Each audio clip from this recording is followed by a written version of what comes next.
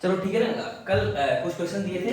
पहला क्वेश्चन क्या था बताना, क्या क्वेश्चन था पहला? Particle of mass 2 kg has an amplitude 10 centimeter and time period 1 centimeter. ठीक है, तो पहला क्वेश्चन क्या था कि particle excluded system around x equal to 0 ना, ये था। देखिए a particle of mass 2 kg has amplitude 10 centimeter, time period 1 second, calculate the time taken by the particle to move directly from extreme position to half of the amplitude। ठीक है, मतलब ये दे रखा है। पहले क्वेश्चन का सॉल्यूशन देखो तो ऐसा दे रखा है कि एक पार्टिकल है एसएसएम में एग्जीक्यूट कर रहा है जो अपने एक्सट्रीम पर है। ठीक है, जो अपने कहां पे है, एक्सट्रीम पे है। एक्सट्रीम से कहां को आना है, कहां पे आना है? अच्छा, एम्पलीट्यूड की वैल्यू दे रखा है क्वेश्चन में, कितना है ये? 10 सेंटीमीटर है ना।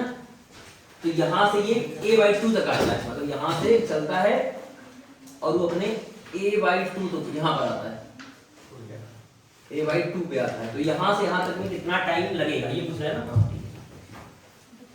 ठीक है, इसका मास कितना है? इस पार्टिकल का मास है 2 kg। ठीक है,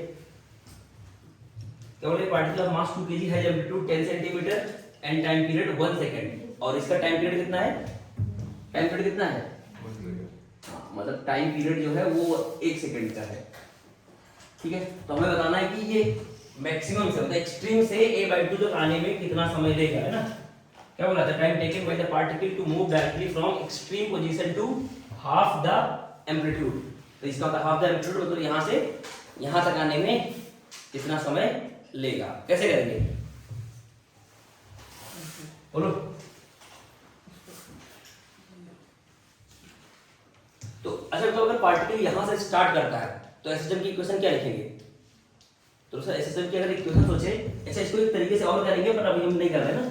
तो अगर मैं बोलूं इक्वेशन ऑफ एसएसएम कितना होगा इसके लिए, बोलो पोजीशन का। तो x इक्वल टू बोलो a sin omega t plus five, ये जनरल इक्वेशन होता है ना। अब बोलोगे सर अगर मान लो t बराबर 0 पार्टिकल कहां पे है? a पे है ना। अरे t बराबर 0 पार्टिकल कहां पे है? a पे है। तो लिखोगे एट t बराबर 0 पार्टिकल कहां पे है, यानी x की वैल्यू कितनी है? a है। तो यहाँ a रखो, तो यहाँ जाएगा a sin और t 0 रखोगे तो खत्म हो जाएगा, जाएगा sin 5। ठीक है ना। तो यहाँ से sin 5 की वैल्यू कितनी आ गई? 1। तो 5 की वैल्यू कितनी आ गई? π/2। इसका मतलब हमारा जो इक्वेशन होगा एक्चुअली में वो क्या होगा? a sin omega t plus π/2। ठीक है ना, ये हो गया। अब हमें कहाँ आना है? ये हमारा इक्वेशन हो गया। हमें आना है कहाँ? a/2 पे। तो x यहाँ क्या डाल दो? a/2 डाल दो। ठीक है ना, तो x यहाँ क्या डाल दो? a/2। ये थोड़ा कठिन तरीका है पर इससे आसान तरीका हम सीखेंगे, है ना। यह जाएगा ओमेगा ये प्लस π/2। ठीक है ना। अब हमें यही टाइम तो निकालना है, ये वाला टाइम। ठीक है, ये वाला टाइम कैसे निकालेंगे? तो इसको अगर सॉल्व करो तो कितना आएगा? 1/2 बराबर साइन ओमेगा टी प्लस π/2। अच्छा 1/2 कब आता है? कितना कब आता है? हाँ π/6। तो इसकी जगह हम कर सकते हैं, मतलब इस पूरे की जगह, यानी कि ओमेगा टी ऐसे 1/2 यहाँ कर दो π/6 और यहाँ जाएगा ओमेगा टी प्लस π/2। तो यहाँ से बताओ टी कितना है? पिन करो।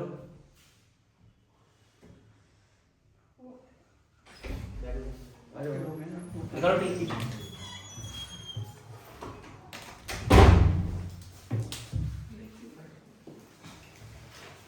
देखो एक एंगल सुना, जैसे यहाँ से तुम सॉल्व करोगे ना ये वाली वैल्यू तो कैसी? हाँ ऐसे इसको कॉस भी लिख सकते हो ना, कॉस। हाँ जैसे ये साइन ओमेगा टी प्लस π/2 क्या लिख सकते हो? तो अगर यहाँ जैसे मान लो 1/2 है ना, तो 1/2 और यहाँ क्या लिख दो? Cos omega T. तो इसका मतलब ये थीटा हो गया ना, और इसके बराबर। तो इसका मतलब ओमेगा टी की वैल्यू कितनी आएगी? तो बोलो सर 1/2 कब आता है? 60 पे आता है ना। यानी कि ये जो एंगल आएगा वो π/6 की भी बराबर हो सकता है, और क्या होता है? हाँ π/3 और क्या होता है? और cos की वैल्यू कहाँ होती है? 1/2 फोर्थ में ना, फोर्थ में। ये फर्स्ट हो गया और फोर्थ हो गया। तो फोर्थ में क्या लिखोगे?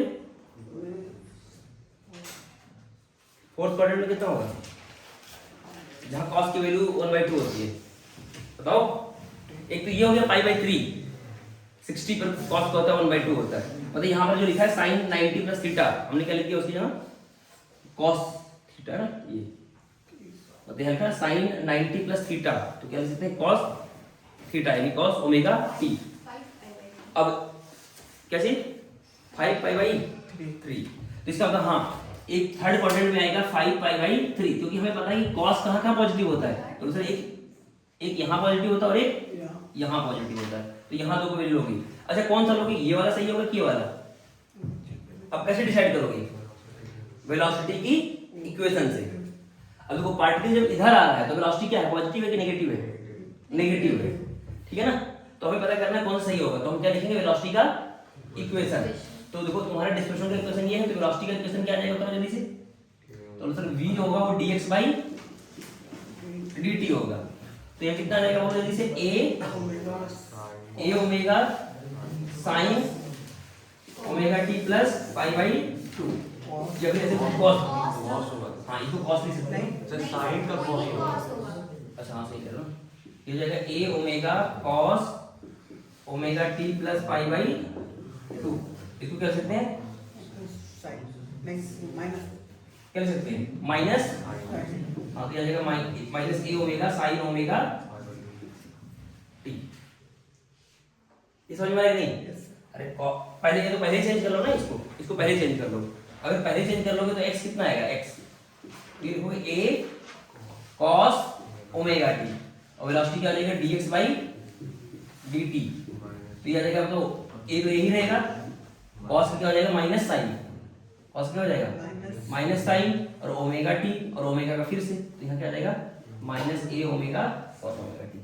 और तुम्हें दिख रहा होगा वेलोसिटी किधर है, नेगेटिव है, तो वेलोसिटी नेगेटिव कब होगी? तो बोलो सर अगर इस क्वाड्रेंट की बात करोगे तो साइन की वैल्यू क्या आती है, पॉजिटिव, तो ये वैल्यू क्या आएगी नेगेटिव। लेकिन अगर यहाँ के क्वाड्रेंट की बात करोगे तो साइन क्या आता है नेगेटिव, ये नेगेटिव नेगेटिव तो पॉजिटिव बन जाएगा। इसका मतलब कौन सा लेंगे, कौन सा लेंगे? फर्स्ट क्वाड्रेंट वाला, ये वाला लेंगे, ये वाला नहीं लेंगे, समझे कि नहीं? हमें चाहिए वेलोसिटी का चाहिए, वेलोसिटी हमें चाहिए नेगेटिव, वेलोसिटी अगर नेगेटिव चाहिए तो साइन की वैल्यू क्या होना चाहिए, साइन ओमेगा टी पॉजिटिव चाहिए। इसका मतलब कौन सा लेंगे, फर्स्ट क्वाड्रेंट, कौन सा लेंगे, फर्स्ट वाला। अच्छा ये तुम्हें लग रहा होगा बहुत लंबा प्रोसेस था, लंबा है ना, ठीक है। तो इसका मतलब ये ओमेगा टी बराबर पाई बाई 3 लेंगे, कौन सा लेंगे, ओमेगा टी बराबर पाई बाई 3। तो इसका मतलब आप क्या लिख सकते हैं, अच्छा देखो ध्यान से ना, ओमेगा टी बराबर हमारा क्या आ गया पाई बाई 3। अच्छा ओमेगा क्या होता है, टाइम पीरियड क्या होता है, ओमेगा क्या होता है 2 पाई बाई कैपिटल टी होता है, और ये टी आ गया और ये पाई बाई 3, और क्वेश्चन में टाइम पीरियड दे रखा है कितना, 1 सेकंड, तो यानी देखो 2 पाई इंटू 1 इंटू टी बराबर पाई बाई 3, तो ये पाई से पाई मर जाएगा, तो टी की वैल्यू कितनी आ गई 1/6 सेकंड, 1/, यानी कि यहाँ से यहाँ तक आने का समय कितना होगा 1/6 सेकंड, समझे नहीं? अच्छा ये तुम्हें प्रोसेस लग रहा होगा बहुत लंबा है ना, तो इसका एक अल्टरनेट मेथड बताऊंगा जिससे कि क्वेश्चन मन में सॉल्व हो जाएगा, लेकिन अभी तुम्हें प्रोसेस ध्यान रखना है। अभी क्या है कि हमें पता करना है कि ये इस एक्सट्रीम से इस a/2 पे कितने समय में आएगा। तो हमने जनरली क्या लिखा है, एक एसएचएम का जनरल इक्वेशन लिखा, फिर हमने क्या कर दिया t बराबर 0 रख दिया, तो t बराबर 0 पार्टिकल कहाँ पे है, a पे है, तो a रख दिया, तो यहाँ से हमें कितना आ गया, फाई कितना आ गया पाई बाई 2, यानी पार्टिकल का इनिशियल फेज कितना है पाई बाई 2 है, तो ये हमारा इक्वेशन बन गया। तो इसको लिख सकते हैं a cos ओमेगा t लिख सकते हैं, और फिर हमने क्या कर दिया, पार्टिकल कहाँ आया a/2 पर, a/2 पे आया तो हमने सॉल्व किया, तो इसका मतलब ये जो cos ओमेगा t है 1/2 के बराबर है, यानी कि जो ये एंगल होगा वो तो ये तो 60 होगा या तो 5 पाई बाई 3 होगा। अब कौन सा लेंगे, तो हमने निकाला क्या, वेलोसिटी निकाला, और हमें पता कि इधर से आने वेलोसिटी नेगेटिव होगी, वेलोसिटी नेगेटिव होगी तो इसका मतलब साइन वाली वैल्यू क्या होनी चाहिए पॉजिटिव, और साइन की वैल्यू पॉजिटिव कब आएगी, जब हम फर्स्ट क्वाड्रेंट वाला एंगल लेंगे, ठीक है। तो इसमें फर्स्ट क्वाड्रेंट वाला एंगल लोगे तो क्या लिखोगे कि ओमेगा टी किसके बराबर होगा पाई बाई 3, ओमेगा ये क्या लिखोगे 2 pi by time period into T equal to pi by 3। तो यहां सॉल्व करोगे तो टी की वैल्यू कितनी आएगी 1/6 सेकंड, ठीक है। ये थोड़ा लंबा मेथड है, इसका अल्टरनेट बताऊंगा जिससे कि बहुत जल्दी क्वेश्चन सॉल्व होगा ना, जिसको बोलेंगे फेजर मेथड, है ना। फेजर तो हमने मतलब फेजर सॉल्व करना सिखाया है ना, अब फेजर का यूज करके हम क्वेश्चन करेंगे ना। अब सुनना ध्यान से एक बार, जैसे मान लो अगर टाइम पीरियड टी है, इसका मतलब क्या हुआ कि अगर यहाँ से चलना स्टार्ट किया तो यहाँ से यहाँ तक कितना होगा t/4, यहाँ से यहाँ तक का, फिर यहाँ से यहाँ तक का, फिर यहाँ से यहाँ तक का t/4। अच्छा यहाँ से यहाँ तक t/4 होगा ना, यहाँ से यहाँ तक का। अच्छा यहाँ से यहाँ तक कितना आया t/6। सोचो ना, मैक्सिमम से a/2 तो गाने में कितना लग रहा है t/6, तो यहाँ से यहाँ तक कितना लग गया, तो उसे t/4 तो यहाँ से यहाँ तक का था, और यहाँ से यहाँ तक कितना था, तो इसका मतलब यहाँ से यहाँ तक कितना होगा t/4 माइनस t/6, समझे कि नहीं। अच्छा ऐसा क्यों हुआ, तो यहाँ से यहाँ तक ज्यादा समय लगेगा कि यहाँ से यहाँ तक ज्यादा समय लगेगा, तो एक्चुअली में क्या होगा, यहाँ पर पार्टिकल क्या है, स्लो हो गया था ना यार, अरे यहाँ रुक गया था फिर वापस आ रहा है, तो यहाँ स्पीड इसकी क्या है, कम है, लेकिन यहाँ स्पीड क्या है, तो यहाँ समय क्या लगेगा, कम समय लगेगा, और यहाँ समय क्या लगेगा, ज्यादा लगेगा। तो यहाँ से यहाँ तक का समय कितना आएगा, तो फिर वो आएगा ना t/4 माइनस t/6, तो कितना आएगा, घटा के एलसीएम कितना आ गया 12, तो कितना आएगा, तो कितना आएगा, कितना आएगा t/12 आ गया ना। यानी सोचो यहाँ से यहाँ तक का समय कितना लगा t/6, और यहाँ से यहाँ तक का, तो यहाँ पर कम लगा ना, सोचो उतना ही डिस्टेंस चलना है, यहाँ से यहाँ तक a/2 चला और a/2 से 0 चला, तो यहाँ समय लग रहा है t/6 और यहाँ क्या लग रहा है t/12। समझ में आया कि यहाँ पर समय क्यों लग रहा है, समय कम क्यों लग रहा है, क्योंकि यहाँ पर स्पीड ज्यादा होती है, सबसे ज्यादा यहाँ होती है, फिर स्पीड कम कम कम होते होते होते होते 0 जाती है ना, समझ गए। ठीक है, अब नेक्स्ट क्वेश्चन करते हैं ना। तो नेक्स्ट क्वेश्चन क्या था,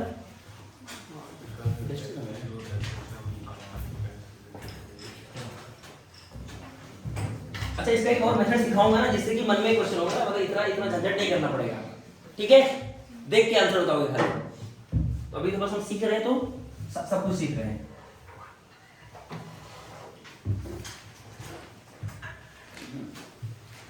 नेक्स्ट क्वेश्चन क्या था, an object undergoing SHM takes 0.255 second to travel from one point of zero velocity to next such point if the distance between these points is 36 centimeter, then calculate time period and frequency।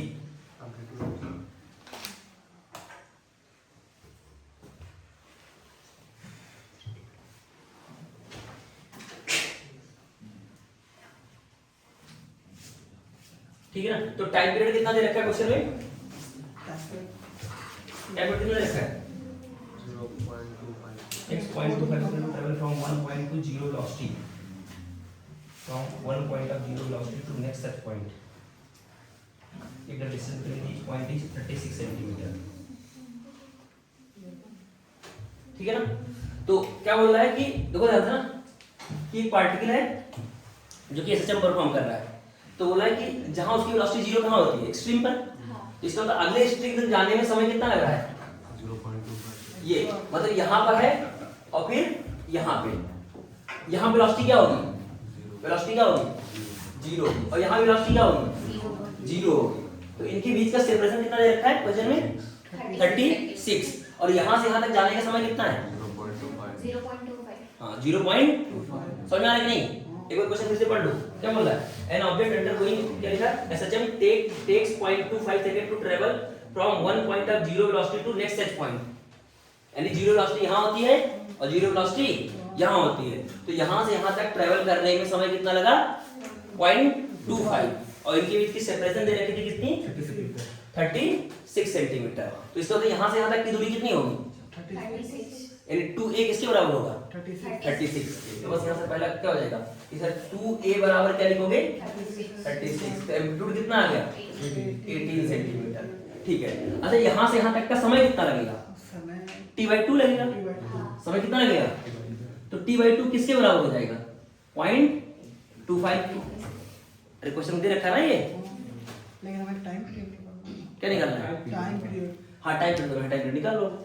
अरे यहाँ से यहाँ तक का time period का आधा लग गया, अरे यहाँ से यहाँ तक का समय कितना दे रखा है 0.25, तो वो t/2 होगा ना। अगर मान लो टाइम पीरियड t है तो यहाँ से यहाँ तक का t/4 t/4 t/4 t/4 यानी यहाँ से यहाँ तक का कितना होगा t/2। तो t/2 किसके बराबर होगा 0.25। तो t कितना आ जाएगा 0.25 into 2। तो t कितना आ गया 0.5 सेकेंड। यानी इसका टाइम पीरियड कितना रहा होगा 0.5 सेकेंड। ये तो करना था ना, ये तो कर ही लिए होगे। अच्छा फ्रीक्वेंसी कितनी आएगी, ये तो टाइम पीरियड आ गया। फ्रीक्वेंसी कितनी आएगी, तो फ्रीक्वेंसी होती है 1 बाई टाइम पीरियड। तो ये आएगा 1/0.5 कितना जाएगा 2 हर्ट्ज है ना। ठीक है, अब नेक्स्ट क्वेश्चन करना है। हाँ, तो अगला क्वेश्चन था कि एक पार्टिकल सिस्टम परफॉर्म कर रहा है, उसके पोजीशन का इक्वेशन क्या था, ये था ना x = 5 sin पाई t। ये था एक पार्टिकल क्या कर रहा था, सिस्टम परफॉर्म कर रहा था, उसके डिस्प्लेसमेंट या फिर पोजीशन का इक्वेशन क्या था x = 5 sin पाई t। तो यहां से अगर इसको स्टैंडर्ड इक्वेशन से कंपेयर करो तो कितना आएगा, x = क्या था बोलो a sin omega t plus 5। तो 5 तो यहाँ 0 है, तो इसे कंपेयर करो तो एम्पलीट्यूड कितना आ गया, एम्पलीट्यूड आ गया 5 और ओमेगा की वैल्यू कितनी आ गई पाई। ओमेगा कितना आ गया, तो बताओ टाइम पीरियड कितना आ जाएगा, टाइम पीरियड कितना होगा, तो टाइम पीरियड होता है 2 पाई बाई ओमेगा। तो कितना आ जाएगा 2 सेकेंड है ना, कितना आ जाएगा 2 सेकेंड।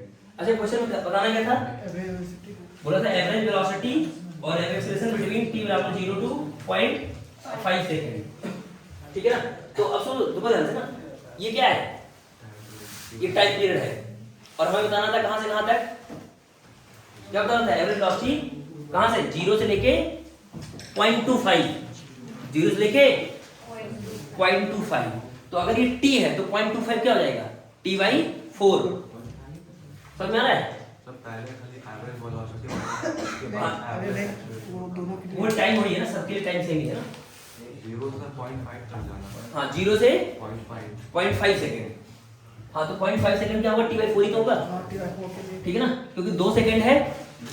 इसका मतलब 0 से लेके 0.5, फिर 0.5 से लेके 1, फिर 1 से लेके 1.5, 1.5 से लेके 2। इसका मतलब टाइम पीरियड कितना है t/4। यानी कि अगर मैं इसका बनाऊंगा ना ये चीज ग्राफ, तो बोलो सर पहले मान लो यहाँ था, ध्यान देना पहले यहाँ था, तो यहाँ पहुंचेगा तो समय कितना लग जाएगा, कितना लग जाएगा 0.5। इसका मतलब यही पूछ रहा है, यानी ये बोलो सर ये t = 0 था और ये कितना था t = 0.5। तो यहाँ एवरेज वेलोसिटी बतानी है। तो एवरेज वेलोसिटी का फार्मूला क्या होता है, बोलिए जल्दी से, क्या होता है average velocity, omega displacement upon, ये होता है ना डिस्प्लेसमेंट अपॉन टाइम टेकन। तो यहाँ से यहाँ तक डिस्प्लेसमेंट कितना होगा, कितना होगा a है ना, a और टाइम टेकन कितना लगा 0.5 है ना, और a कितना है 5। तो 5/0.5 कितना आ गया 10 मीटर पर सेकेंड। अगला क्या निकाला था, एवरेज एक्सीलरेशन। तो एवरेज एक्सीलरेशन का फार्मूला क्या होता है, change in velocity upon time interval है ना, change in velocity upon time interval. तो चेंज इन वेलोसिटी क्या होगा बोलो जल्दी से, तो बोलो sir final velocity minus initial velocity upon time interval. अच्छा फाइनल वेलोसिटी यहाँ क्या हो जाएगी, बोलो फाइनल वेलोसिटी क्या हो जाएगा 0, क्योंकि ये मीन था और ये था एक्सट्रीम, ठीक है ना। तो फाइनल वेलोसिटी 0 हो गई और इनिशियल कितना था, इनिशियल वेलोसिटी कितनी है, बोलो कैसे निकालोगे इनिशियल वेलोसिटी, उसको डिफरेंशिएट करना पड़ेगा। बताओ इनिशियल वेलोसिटी कितनी आएगी,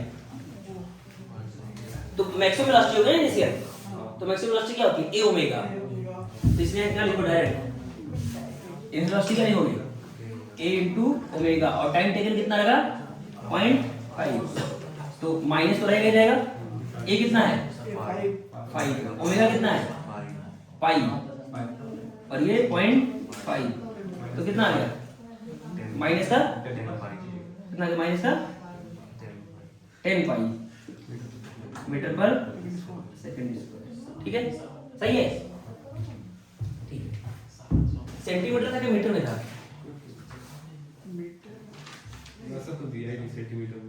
चलो मीटर मारो, ठीक है। तो ये हो गया। तो नॉर्मल अगर बोले कि एवरेज क्या निकाल लो, एवरेज वेलोसिटी निकाल लो, तो हमने काइनेमेटिक्स पढ़ा था डिस्प्लेसमेंट अपॉन टाइम, और एवरेज एक्सेलरेशन क्या होगा, change in velocity upon time interval. ठीक है, तो अब नेक्स्ट क्वेश्चन लिखो। देखो पार्टिकल एग्जीक्यूटिंग एसएचएम, देखो particle is executing SHM, particle is executing SHM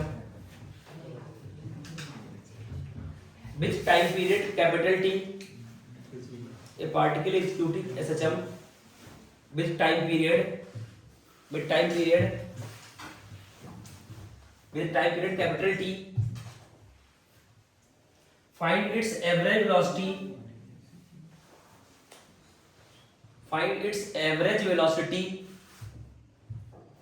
between the time interval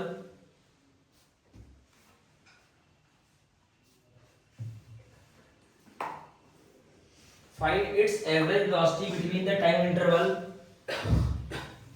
if it travel from mean to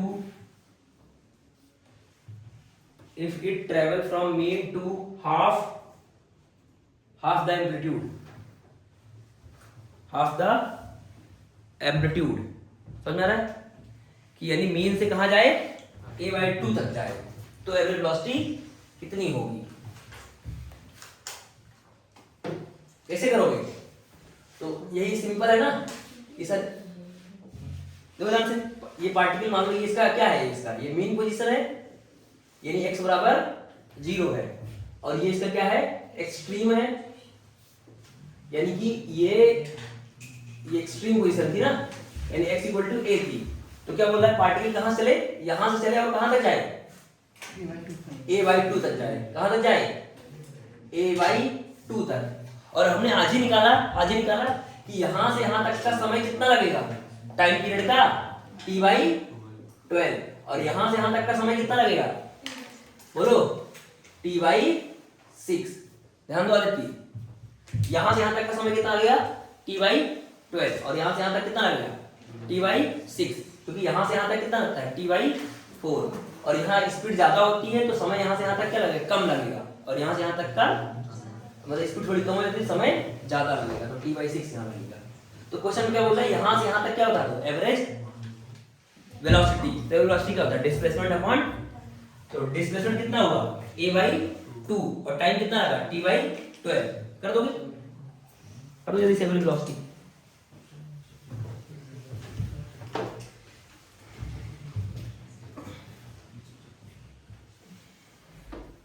simple है ना, तो सर एवरेज वेलोसिटी यानी कि कितना आ जाएगा, v एवरेज क्या होता है, डिस्प्लेसमेंट अपॉन टाइम। तो डिस्प्लेसमेंट कहाँ हुआ, यहां से आ सकता, a/2, और टाइम कितना लगा, t/12, कितना आ गया, 6a/t, ठीक है ना, जो भी है ना मीटर पर सेकंड, समझ गया ना। ठीक है, नेक्स्ट क्वेश्चन लिखो, एक लास्ट क्वेश्चन, फिर उसके बाद हम ना ग्राफ पढ़ लेते हैं। तो अगला क्वेश्चन लिखो,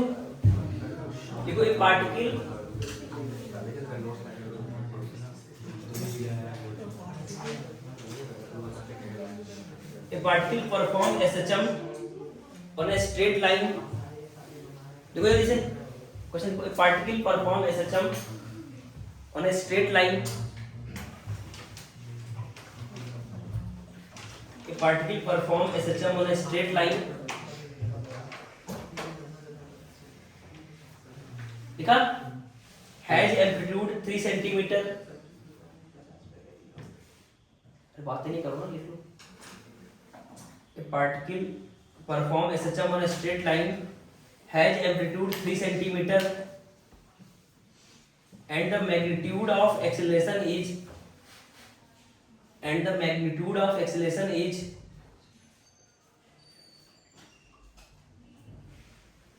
लिखा, and the magnitude of acceleration is equal to that of velocity, and the magnitude of acceleration is equal to that of velocity when displacement is when displacement is 1 centimeter, when displacement is 1 centimeter from mean position,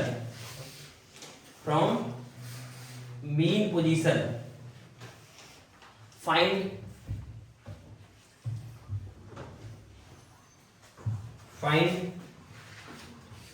first angular frequency, find first है angular frequency, second लिखो time period, angular frequency और दूसरा क्या है time period. समझिए question क्या बोला कि वेलोसिटी और एक्सीलरेशन का मैग्नीट्यूड क्या है, इक्वल है ना। वेलोसिटी और एक्सीलरेशन का मैग्नीट्यूड क्या है, इक्वल है। कब है, जब डिस्प्लेसमेंट 1 हाँ डिस्प्लेसमेंट कितना हो 1 सेंटीमीटर, तो हम क्या कर देंगे वेलोसिटी और एक्सीलरेशन के मैग्नीट्यूड को बराबर कर देंगे। ठीक है, समझ में आ रहा है। वेलोसिटी और एक्सीलरेशन के मैग्नीट्यूड क्या कर देंगे, बराबर कर देंगे। अब बताओ वेलोसिटी का इक्वेशन x के साथ क्या रिलेशन होता है, वेलोसिटी का x के साथ डिस्प्लेस वेलोसिटी डिस्प्लेसमेंट इक्वेशन क्या होता है, वेलोसिटी डिस्प्लेसमेंट बोले क्या था, omega under root a square minus, square और यहाँ क्या था, क्या था ओमेगा स्क्वायर a है ना। एक्सप्रेशन क्या था, ओमेगा स्क्वायर या ओमेगा स्क्वायर x था ना, ओमेगा स्क्वायर x था ये था। नहीं मैक्सिमम नहीं है ना, जनरल इक्वेशन क्या होती है, जनरल यही था ना, एक्सेलरेशन का फॉर्मूला यही था ना, a बराबर माइनस ओमेगा स्क्वायर x, तो मॉड क्या हो जाएगा ओमेगा स्क्वायर x। तो दोनों क्या है, बराबर है। अब कब बराबर है, जब x वैल्यू कितनी हो 1 है तो 1 डाल दो, ठीक है ना, 1 डाल दो कितना आएगा, x1 डाल दो, ठीक है ना। तो पहले दो, अच्छा ये था दो, तो स्क्वायरिंग कर लो पहले ना, क्या कर लो स्क्वायरिंग करोगे ना, कितना आएगा, एक पहले ओमेगा में काट लो ना, ये ओमेगा ये कट जाएगा, ये कट जाएगा, स्क्वायरिंग कर लो तो क्या जाएगा a square minus x square equal to omega square x square, ये आएगा। अब x कितना है क्वेश्चन में, ठीक है, पहले ओमेगा निकाल लेते ना, तो ओमेगा स्क्वायर की वैल्यू कितनी आ गई, तो answer a square minus x square by x square, ठीक है। तो ओमेगा की अब एक क्वेश्चन में कितने रखा था क्या, A3 हाँ बस रख दो, तो ओमेगा स्क्वायर की वैल्यू कितनी आएगी 3 स्क्वायर, और ये आ जाएगा 1 का स्क्वायर, और ये आ जाएगा 1 का स्क्वायर, तो कितना आ गया, ओमेगा स्क्वायर की वैल्यू कितनी आ गई 8, तो ओमेगा की वैल्यू कितनी आ गई 2√2 सेंटीमीटर, ठीक है। ये आ गया एंगुलर फ्रीक्वेंसी आ गई, तो टाइम पीरियड कितना हो जाएगा 2 पाई बाई ओमेगा, तो 2 पाई अपॉन 2√2, ठीक है, जो भी है ना सेकंड आ जाएगा। हाँ सॉल्व करोगे तो पाई बाई √2 सेकंड, ठीक है आ जाएगा। तो ऐसे क्वेश्चन तुम्हें क्या करना, थोड़े से प्रैक्टिस करने और ना, मतलब वेलोसिटी एक्सेलरेशन डिस्प्लेसमेंट के क्वेश्चन थोड़े से खुद से लगाने हैं, बहुत सारे क्वेश्चंस थोड़े बहुत मैंने प्रैक्टिस करवाए हैं, और बहुत सारे खुद से प्रैक्टिस करना है ना। ज्यादा क्वेश्चन क्या होंगे, कुछ दिया होगा कुछ निकालना होगा, तो फार्मूला बेस्ड क्वेश्चन आएगा है ना, या फिर दो सब्सिट्यूशन दे देगा, फिर दो इक्वेशन बना के बाकी अननोन निकालना होगा।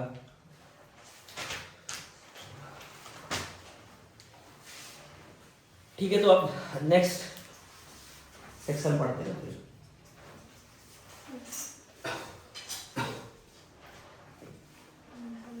पेपर में तुम्हारे ग्राफिकल सिस्टम के बहुत सारे टेस्ट में दे रखा है, इसमें सभी चीजें हाँ दोनों में ना, ग्राफ विद एसएचएम। एसएचएम से 5 ही सवाल है उसमें। तो यहाँ पर हम ग्राफ कौन सा बनाएंगे, एक्सटी, सुना ध्यान से, कौन सा ग्राफ बनाएंगे, एक्सटी वीटी और एटी, एक्सटी वीटी और एटी बनाएंगे ना, एक्सटी वीटी और एटी। तो इसमें देखो दो चीजें होती है ना, कि या तो फेज कांस्टेंट रहे, मतलब फाई की वैल्यू जो हमारा फाई है, इनिशियल फेज 0 मान से कर सकते हैं, और इनिशियल फेज कुछ मान के कर सकते हैं ना। तो इसमें हम पहला क्वेश्चन कर रहे हैं कि इनिशियल फेज 0 है ना, यानी कि इनिशियल जो फेज डिफरेंस है यानी कि फाई 0 है और यहाँ पर ये इनिशियल फेज 0 नहीं है दूसरा फेज। इनिशियल फेज क्या है फाई नॉन जीरो है ना। तो हमें कौन सा ग्राफ बनाना है एक्स टी वी टी और ए टी यानी कि हमें position versus time velocity versus time और एक्सीलरेशन वर्सेस टाइम और ऐसे यहाँ भी है ना ठीक है। तो यहाँ मैं बना रहा हूँ पहले क्या तो इक्वेशन क्या लिखेंगे जल्दी से x के लिए तो x बराबर क्या लिखोगे a sin omega t plus phi नहीं लिख रहा हूँ प्लस फाई क्योंकि 0 मान रहा हूँ। ऐसे b कितना हो जाएगा बोले जल्दी से a omega sin omega t sin नहीं cos ओमेगा t क्या हो जाएगा cos ओमेगा t और एक्सप्रेशन क्या हो जाएगा minus a omega square sin omega t ठीक है। तो यहाँ मैं पहले बना रहा हूँ जल्दी से xt क्या बना रहा हूँ xt तो xt का ग्राफ क्या बनेगा साइन ग्राफ बनेगा तो ऐसे करके ऐसे तो ये होगा प्लस a और ये होगा माइनस a। इधर ही मैं bt बना रहा हूँ छोटा बनाता हूँ थोड़ा सा जगह नहीं बचेगी bt तो bt ग्राफ किसका बनेगा cos का किसका ग्राफ बनेगा cos का। तो cos का क्या होता है x बराबर 0 पर जब t बराबर 0 पर क्या होगा मैक्सिमम होगा तो यहाँ से स्टार्ट होगा ऐसे मतलब अगर इसके साथ बनाओ तो बना सकते हो ना इसके साथ में अगर इसके साथ बनाओ देखो ऐसे जहां इसका मैक्सिमम होगा वहां इसका मिनिमम होगा ना कि एक साथ ही बना दे एक ही में एक में तीनों ग्राफ बना दे एक ही तीनों बना दे भोज भोज हो जाएगा। तो जहां पर इसका क्या होगा मैक्सिमा होगा उसका क्या होगा मिनिमा। तो सोचो जहां इसका मिनिमम वहां पर इसका मैक्सिमा तो यहां से स्टार्ट होगा ऐसे और इसमें यहां पर क्या आ रहा है मिनिमा तो इसका क्या होगा मैक्सिमा जहां उसका मैक्सिमा उसका मिनिमा जहां उसका मिनिमा उसका मैक्सिमा है ना। और मतलब ऐसे ना तो ये कितना आएगा ए ओमेगा ये कितना आएगा ए ओमेगा और इधर कितना होगा माइनस ए ओमेगा ठीक है। इसी नीचे मैं उसका भी बना रहा हूँ किसका एक्सीलरेशन का बना दे रहा हूँ बना दूँ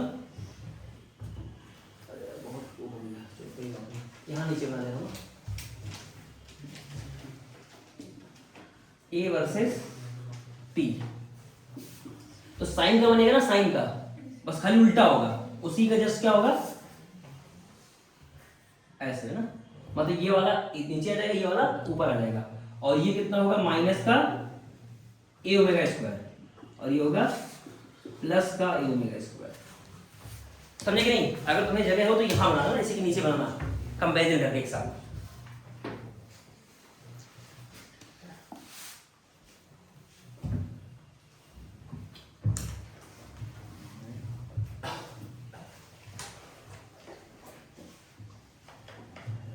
और अगर कुछ फेज डिफरेंस होगा कुछ ना जैसे मान लो कुछ फेज डिफरेंस जैसे एग्जांपल ये लेता हूँ फेज डिफरेंस वाला जैसे मान लो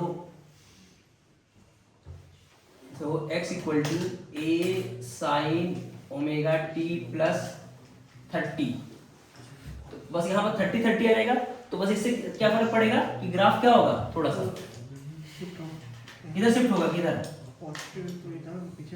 तो बोलो सर अगर ये ऐसा होता देखो ऐसे करके ऐसे होता तो इस क्या होता तो बोलो सर ये है a इक्वल टू बोलो a sin ओमेगा t का है लेकिन इसका क्या होगा तो सर t बराबर 0 पे कितना आएगा a/2 आएगा t बराबर 0 पे कितना आएगा a/2 तो ग्राफ किधर खिसक जाएगा। इसका मतलब t बराबर 0 पर ये कुछ होगा ना यहाँ तो ऐसा बनेगा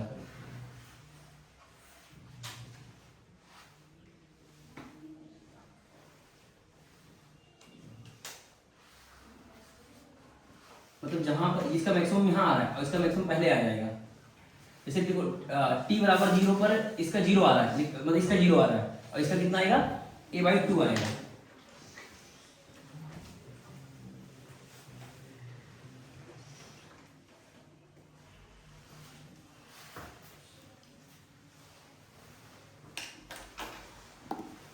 मतलब ऐसा कुछ बनेगा और एक साथ नहीं बनाते रहेगा हो जाएगा। बस सिंपल सिंपल ये है कि ये यहां से स्टार्ट होगा ना, यहां से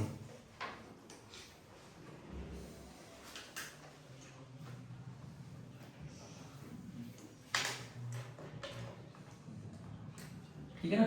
तो ये पहले से a/2 होगा, कुछ ऐसा बनेगा। तो ये सारे पॉइंट हम निकाल सकते हैं ना, ये वाले सारे पॉइंट।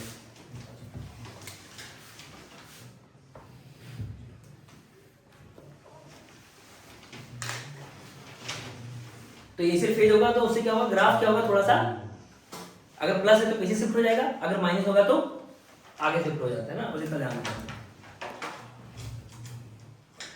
अब यहाँ पर कुछ कुछ इंपॉर्टेंट पॉइंट लिखते हैं ना, इंपॉर्टेंट पॉइंट से इंपॉर्टेंट नोट इसके बारे में। ये ग्राफ को देख के ना, अच्छा तो अगर बोलो कि x और b में कितने का फेज का डिफरेंस है, जैसे ये x है ये b है, इन दोनों में कितने का फेज का डिफरेंस है, X और B में बताओ जल्दी से। x और b में कितने का फेज डिफरेंस है, वो अरे यार x और b, अरे x साइन का है और b क्या है, cos का है। तो cos क्या होता है, 90 डिग्री आगे होता है, यानी कि π/2 का फेज डिफरेंस है। इसका मतलब x और b के बीच में कितने का फेज का डिफरेंस है, तो कि π/2 क्या है, आगे है। अरे cos फंक्शन हमेशा क्या होता है साइन से, π/2 आगे। तो इसका मतलब x और b में फेज का डिफरेंस कितना है, कितना है बोलो, π/2। तो क्या लिखोगे, फेज डिफरेंस, ये लिखो ना जल्दी से, पहला point, phase difference between x and b कितना होगा, π/2। अच्छा आगे कौन होगा, आगे कौन होगा, x की b आगे ये है ना। तो लिखो ऐसे लिखो, b ahead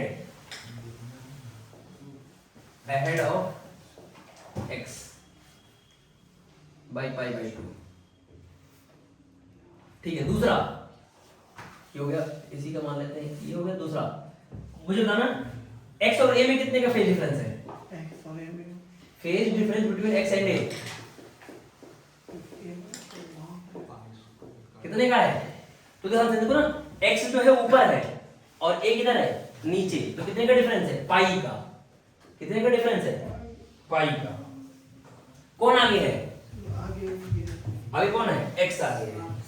अरे कौन आगे, देखो ना x इधर है और a नीचे है। अरे x ऊपर है और a नीचे, तो x और a में कितने का डिफरेंस है, पाई का। अच्छा b और a में कितने का डिफरेंस है, b और a में कितने का है, फिर से देखो एक बार, x और a में कितने का डिफरेंस है, पाई का। अच्छा x और b में कितने का है, π/2 का। कौन आगे है, B आगे तो b और x में कौन होगा, b और a में। अच्छा बताओ x और a में कौन आगे है, X और A में X आगे कौन आगे है, x आगे। कितना आगे है, पाई। और x और b में कौन आगे है, b। अरे कौन आगे है, तो b और a में कौन आगे होगा, कितना आगे होगा, 3π/2। अरे फिर से देखो ना, x और b में कौन आगे है, b। कितना, π/2। अच्छा x और a में कौन आगे है, x। कितना, पाई। तो b और a में कौन आगे होगा, b। कितना, पाई प्लस π/2, 3π/2 नहीं है। फेज डिफरेंस बिटवीन, बोलो, b एंड a कितना है, 3π/2। क्या लिखोगे, कौन आगे होगा, b लीड कर रहा है ना, b लीड कर रहा है, मतलब अहेड मतलब लीड कर रहा है। तो लिखोगे v ahead of a by 3π/2। और यहां क्या लोगे, यहां क्या लिखोगे, x ahead of a by कितना, पाई। ठीक, ये पहला पॉइंट हो गया।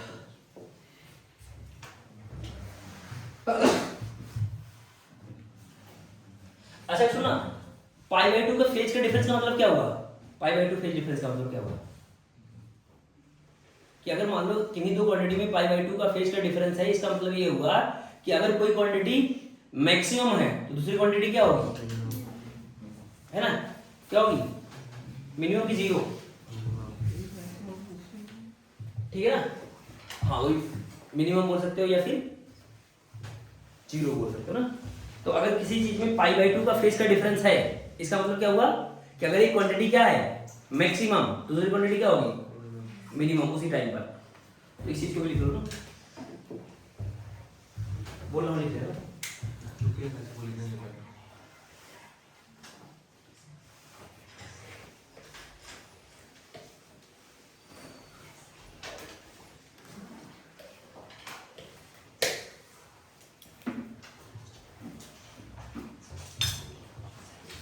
लिखो फटाफट। हाँ तो लिखो पॉइंट, देखो phase difference π/2 indicate, phase difference π/2 indicate, phase difference π/2 indicate, phase difference π/2 indicate that, phase difference π/2 indicate that if one quantity is maximum, if one quantity is maximum then other quantity is minimum, then other quantity is minimum and vice versa, and vice versa. Next is बोलो, देखो phase difference pi indicate, next point लिखना, phase difference pi indicate, phase difference pi indicate that if one quantity is maximum, phase difference pi indicate that if one quantity is maximum then other quantity is also maximum, phase difference pi indicate that if one quantity is maximum then other quantity is also maximum but opposite in direction, but opposite in direction. मतलब अगर दो चीजों के बीच का phase difference कितना है, पाई है, तो इसका मतलब क्या हुआ कि अगर एक क्वांटिटी मैक्सिमम दूसरी भी क्या होगी मैक्सिमम, लेकिन अपोजिट डायरेक्शन में। जैसे जैसे किसके बीच में क्या था, पाई का डिफरेंस था, बोलो x और a के बीच में, सुनना ध्यान से, x और a, फोकस करो एक बार, x और a, सुनना ध्यान से, ये x है और ये a है। और सुनना अगर मैं बोलूं कि t बराबर, सुनना ध्यान से, यहाँ पर ये मैक्सिमम है, तो यहाँ पर ये क्या है, इसका भी मैक्सिमम है बट नेगेटिव में, इसका जीरो है तो उसका भी क्या है जीरो है, इसका मैक्सिमम है तो उसका भी मैक्सिमम है बट अपोजिट डायरेक्शन में, इसका देखो यहाँ पर अपोजिट डायरेक्शन मैक्सिमम है तो उसका अपोजिट डायरेक्शन मैक्सिमम है। यानी अगर किन्हीं दो क्वांटिटी के बीच में पाई का डिफरेंस है तो उनका अगर क्या आएगा, साथ साथ में मैक्सिमम आएगा, साथ साथ में क्या आएगा मिनिमम, लेकिन मैक्सिमम आएगा अपोजिट डायरेक्शन में, समझे कि नहीं, ठीक है। तो यहाँ से ये पार्ट खत्म होता है। अब हमें पढ़ना है एसएचएम को हम क्या मान लेंगे, सर्कुलर मोशन। तो एक नया हेडिंग डालना है, तो यहां से ये टॉपिक खत्म होता है। अब नेक्स्ट पार्ट है जो कि बहुत ज्यादा इंपॉर्टेंट है, इससे क्वेश्चन हम मन में सॉल्व करेंगे ना, समझ आ रहा है, जो आप पढ़ाने जा रहा हूं इससे क्वेश्चन क्या होंगे, मन में सॉल्व होंगे। जो इतने सारे मैथ्स के क्वेश्चन बना रहे थे वो क्वेश्चन बनाने की जरूरत नहीं पड़ेगी, जल्दी से क्वेश्चन सॉल्व होगा ना, बिना पेन चलाए सॉल्व होगा। हमने बोला था कि टाइम निकालना है कि सर जीरो से लेके अगर मान लो मतलब सुना x बराबर a से लेके a/2 जाएगा तो कितना समय लगेगा, या फिर x बराबर मतलब x बराबर 0 से लेके मान लो a/4 जाएगा तो कितना समय लगेगा। तो ये सब क्वेश्चन बिना पेन चलाए होंगे, जो अब सिखाने जा रहा हूँ उससे, है na। तो क्या सिखाने जा रहा हूँ, तो लिखो हेडिंग डालो नए पेज से, SHM as a projection of, एसएचएम as a projection of uniform circular motion, SHM as a projection of uniform circular motion, इसी को हम क्या बोलते हैं, फेजर मेथड, है ना, मतलब फेजर। तो वो फेजर हमने साइनसॉइडल फंक्शन को ऐड करना वो करना सिखाया था, ठीक है ना। तो इसको हम क्या बोलते हैं, इसी प्रोजेक्शन को क्या बोलते हैं, फेजर। और करके लिख दो फेजर, नीचे करके ना लिखना और फेजर, और लिखो ऐसे फेजर, ठीक है।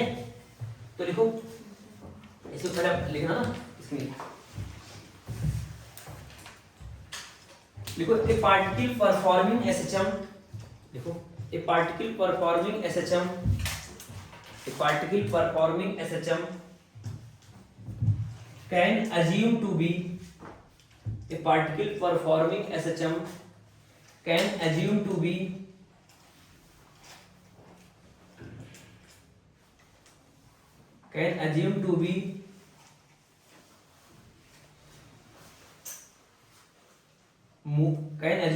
moving in a circle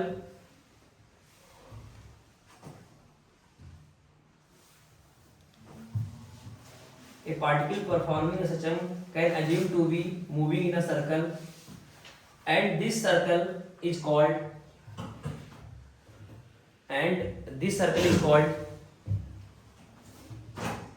phasor of the particle, and this circle is called phasor of the particle,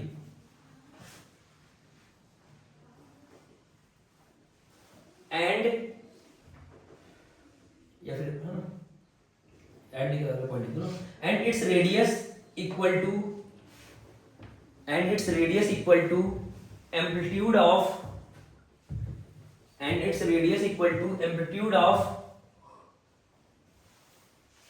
the particle, and its radius equal to amplitude of the particle। समझ में आ रहा क्या मैं बोला? समझ में आ रहा है कि क्या बोल रहा हूं? कि अगर कोई पार्टिकल, सुना, अगर कोई पार्टिकल क्या कर रहा है, बोलो, ध्यान दो, अगर कोई पार्टिकल एसएचएम कर रहा है तो उसको हम क्या मान सकते हैं? एक पार्टिकल सर्कल में मोशन कर रहा है, ठीक है ना, उसको ऐसे ट्रीट कर सकते हैं। फिर उसका जो प्रोजेक्शन होगा वो एसएचएम की तरह दिखेगा। कैसे दिखेगा मैं समझा रहा हूँ, क्योंकि एक बात ना फोकस करो एकदम बढ़िया से, इंपॉर्टेंट है ये चीज बहुत ज्यादा, मतलब इससे एसएचएम क्वेश्चंस मन में सॉल्व होंगे। सुनना जानते ना, एक बार फोकस करो सब लोग।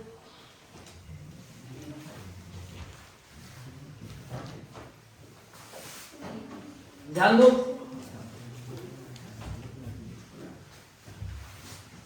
बहुत ज्यादा इंपॉर्टेंट है, ध्यान दो। एक पार्टिकल है, ये तुम्हारा एसएचएम का एगो है ना, एक्सिस है। एक पार्टिकल मान लो यहाँ पे है, एक पार्टिकल कहाँ पे है? यहाँ पे है। अब यहाँ से मैं अगर लाइट जलाऊं ना, लाइट यहाँ पर, यहाँ से क्या फोकस कराऊं? लाइट। यहाँ से क्या आ रहा है? ध्यान दो, यहाँ से क्या आ रहा है? लाइट आ रहा है। इधर देखो सब लोग, यहाँ से क्या आ रहा है? लाइट आ रहा है। और यहाँ पर क्या है? एक पार्टिकल ऐसे सर्कल में घूम रहा है। एक पार्टिकल क्या कर रहा है? सर्कल में घूम रहा है, जिसकी रेडियस क्या है? मान लेते आर है, तो किसके बराबर होगा? एम्पलीट्यूड ऑफ एसएचएम के बराबर होगा, ठीक है, मान लेते ए के बराबर होगा। अब सोचो अगर पार्टिकल इधर जा रहा है, कहाँ जा रहा है? यहाँ, तो इसका शैडो कहाँ बनेगा? यहाँ बनेगा ना, यहाँ पे। अरे समझ में रखते, एक बार फोकस करो। अगर यहाँ से मैं लाइट जलाऊं तो ये पार्टिकल यहाँ पे है और इसकी स्पीड मान लेते हैं इधर है, किधर है? इधर। तो ये पार्टिकल का शैडो किधर बनेगा? तो शैडो किधर जाएगा? ऊपर। अब सोचो अगर ये सर्कल में जा रहा है, यहाँ पहुंचेगा तो ये पार्टिकल कहाँ जाएगा? यहाँ जाएगा। फिर से देखो एक बार, अगर यहाँ से लाइट हम जलाए और पार्टिकल ऐसे सर्कल में घूम रहा है, तो जब यहाँ से यहाँ जाएगा तो ये शैडो कहाँ जाएगा? यहाँ से, है कि नहीं? अब तो जब ये यहाँ से यहाँ आएगा तो शैडो कहाँ आएगा? यहाँ से यहाँ आएगा। शैडो को क्या? शैडो का सवाल हो क्या? पूछे बस। वो क्या बता रहे हैं? अरे यहाँ से जब ये शैडो, मतलब ये पार्टिकल यहाँ से यहाँ जाएगा तो उसका शैडो जो बनेगा ना, प्रोजेक्शन जो बनेगा, इसको बोलते हैं प्रोजेक्शन। तो ये किधर जाएगा? यहाँ से यहाँ जाएगा। अब ये शैडो यहाँ, मतलब ये पार्टिकल यहाँ से यहाँ आएगा तो जो लाइट से जो इसका शैडो बनेगा यहाँ पर, वो किधर आएगा? नीचे आएगा। अब जब यहाँ से यहाँ जाएगा तो ये किधर आएगा? नीचे। जब यहाँ से यहाँ जाएगा तो ये ऊपर जाएगा। तो होने क्या ऐसा? ऐसे ऐसे शैडो क्या करेगा? ऑसिलेट करेगा। शैडो क्या करेगा? ऑसिलेट करेगा। समझ में आ रहा है नहीं? पक्का ना?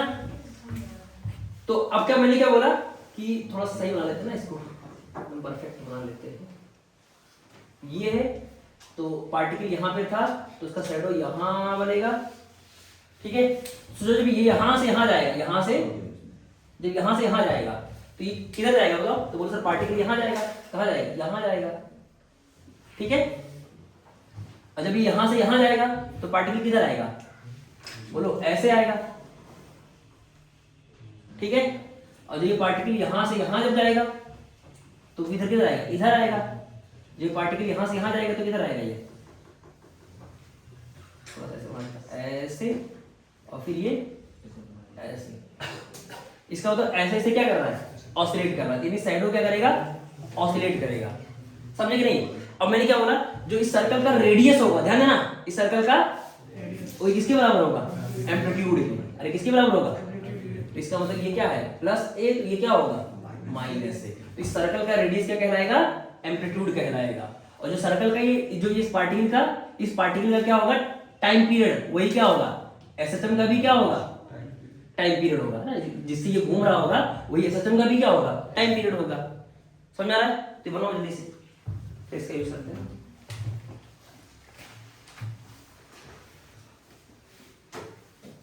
तो नेम कर लेते हैं, जैसे इसका नाम रख देते हैं P, इसका नाम रख देते हैं Q, इसका नाम R, इसका नाम S। तो जैसे ये पार्टिकल यहाँ पर है ना, तो अभी कहाँ पे है? ठीक है, अभी ये P पॉइंट है ना, और ये पॉइंट क्या हो जाएगा? ये P पॉइंट हो जाएगा, ये हो जाएगा Q, फिर वापस आएगा। ध्यान दो ना, अभी ये कहाँ था? P पे था, तो पार्टिकल मान लो यहाँ पे था, ये P पे था, ध्यान देना, एक बार फोकस करो। अगर पार्टिकल P पे था तो ये पॉइंट P बनेगा, फिर गया गया गया गया तो ये कहाँ बनेगा? Q पे, और फिर वापस आया तो ये कहाँ आएगा? R पे, और फिर वापस आया तो किस पे आएगा? S पे। तो बस यही चीज ना, तो बस बनाने के बता ना, पर एक्चुअली में कैसा होगा? ऐसा होगा, देखो ऐसा ऐसा, ठीक है। तो शैडो क्या करेगा? ऑसिलेट करेगा। शैडो क्या करेगा? ऑसिलेट करेगा। इसका मतलब अगर हमें एसएचएम क्वेश्चन सॉल्व करना है तो हम क्या सॉल्व कर ले? सर्कुलर मोशन को सॉल्व कर ले। तो इसलिए टॉपिक का क्या नाम है? SHM as a projection of uniform circular motion.